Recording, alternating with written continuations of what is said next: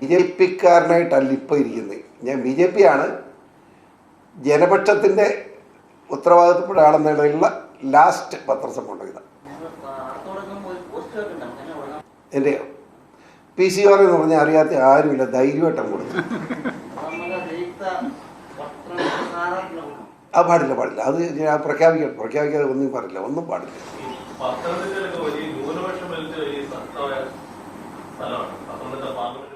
അതെ എനിക്കും എന്തോ ദുഷ്ടാണല്ലോ ചോദ്യം. കാരണം പാർട്ടിയിൽ നിന്ന് നിർദ്ദേശിക്കുന്നതോ അത് കേൾക്കുക എന്നുള്ളതല്ലാതെ PC-ക്ക് എന്താ പ്രത്യേകത? അല്ല, പത്തനംതിട്ട പാർലമെന്റ് നിയമങ്ങളുള്ള നല്ല സുരക്ഷിതമായൊരു മണ്ഡലമാണ് BJP സംബന്ധിച്ചിടത്തോളം, ഒരു സംശയം വേണ്ട. എന്താണെന്ന് വെച്ചാൽ കഴിഞ്ഞ തെരഞ്ഞെടുപ്പിൽ ജയിച്ച കോൺഗ്രസ് സ്ഥാനാർത്ഥി കിട്ടിയതിനേക്കാൾ 68,000 വോട്ടിന് കുറവേ BJP സ്ഥാനാർത്ഥിക്കുള്ളൂ.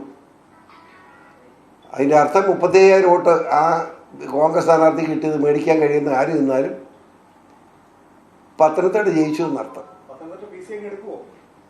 ഞാനോ പാർട്ടി നിർദ്ദേശിച്ചാൽ എടുക്കും, പാർട്ടി നിർദ്ദേശിക്കട്ടെ, അപ്പോൾ അതിനെപ്പറ്റി ആലോചിക്കാം. എന്തെല്ലാം കാര്യങ്ങളാണ് അവൻ്റെ ചിന്തിച്ചു പോകുന്ന ആവശ്യം. ഈ കുശപ്പ് കുന്നായ്മ രാജ്യത്തുള്ള എല്ലാം കൂടി കൊണ്ട് ചുമന്നുകൊണ്ട് വരാതെ നിങ്ങൾ വെറുതെ വേണ്ടാത്തൊന്നും പറയാൻ പോകണ്ട. നല്ല കാര്യമാണ്. നിങ്ങൾ ആരെങ്കിലും ഇവിടെ മന്ത്രിയായാലും എനിക്കിഷ്ടമാണ്, നമുക്ക് സന്തോഷമാണ്. ഞാനതിലൊന്നും നിങ്ങൾ ആദ്യം മനസ്സിലാക്കി. എന്നെ വ്യക്തിപരമായ എൻ്റെ ഒരു കാര്യം ഞാൻ പറയാം. ഞാൻ ഇന്ന് വരെ ഒരു കാര്യത്തിന് ഒരു സ്ഥാനത്തിന് വേണ്ടി ആരോടും പിണങ്ങുകയോ അഭിപ്രായ വ്യത്യാസം പറയുകയോ ചെയ്തിട്ടില്ല. സഖാവ് VS നിങ്ങൾക്കറിയാം, വളരെ സ്ട്രോങ് ആയിരുന്നു എന്നെ മന്ത്രിയാക്കാൻ.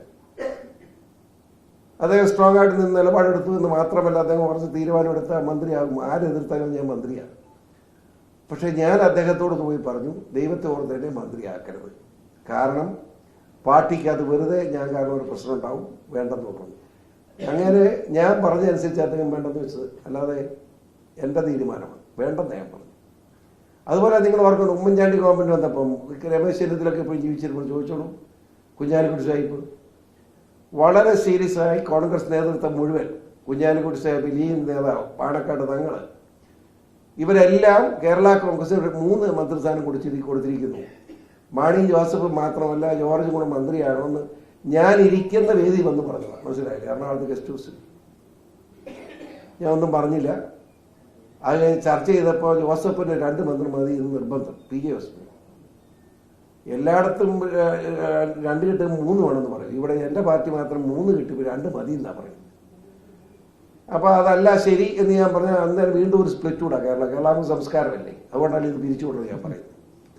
ഞാൻ പറഞ്ഞു 2 മതി. ഞാൻ അന്നേരം തീരുമാനിച്ചു, അന്ന് 71 ആയുള്ളത്. ഞാൻ തീരുമാനിച്ചു, എന്താ നിങ്ങൾക്ക് അറിയാമല്ലോ, എനിക്ക് വേണ്ടെന്ന് പറഞ്ഞു. മന്ത്രിസ്ഥാനം വേണ്ട, അതുകൊണ്ടല്ലേ അത് വഴക്കുണ്ടാകാതെ. അല്ലാതെ ഏതെങ്കിലും സ്ഥാനത്തിന് വേണ്ടി ഇന്ന് വരെ ആരെങ്കിലുമായി ഒരു തർക്കത്തിന് പോലും ഞാൻ മുതിർന്നിട്ടില്ല. ഇത് കഴിഞ്ഞ് ചീഫ് വിപ്പ് സ്ഥാനം മുസ്ലിം ലീഗിൻ്റെ അലോട്ട് ചെയ്ത ചീഫ് വിപ്പ് സ്ഥാനം എനിക്ക് തന്നപ്പോൾ എനിക്കാണെന്ന് പറഞ്ഞ് തന്നതാണ്. അതിന് വഴക്കുണ്ടായല്ലോ. ജോസഫ് പറഞ്ഞ് പറ്റുകയെന്ന്, PC ആക്കാൻ പറ്റുകയെന്ന്.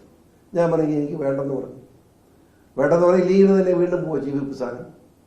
അപ്പോൾ പാർട്ടി കമ്മിറ്റി 9 കമ്മിറ്റി കൂടി, ആ കമ്മിറ്റി വെച്ച് എല്ലാവരും കൂടെ ജോസഫിനെ അടിച്ചിരുത്തി ഭൂരിപക്ഷം പോരാക്കി ജോറി ചീഫ് വിപ്പ് ആകണമെന്ന് പറഞ്ഞു. അങ്ങനെ ഞാൻ ചീഫ് വിപ്പായി. അതും വേണ്ടെന്ന് പറഞ്ഞതായിരുന്നു. എല്ലാം ജോസഫായിരുന്നു പാര. എന്താണോ അങ്ങനെ പാര വിദഗ്ധനാണല്ലോ അങ്ങനെ.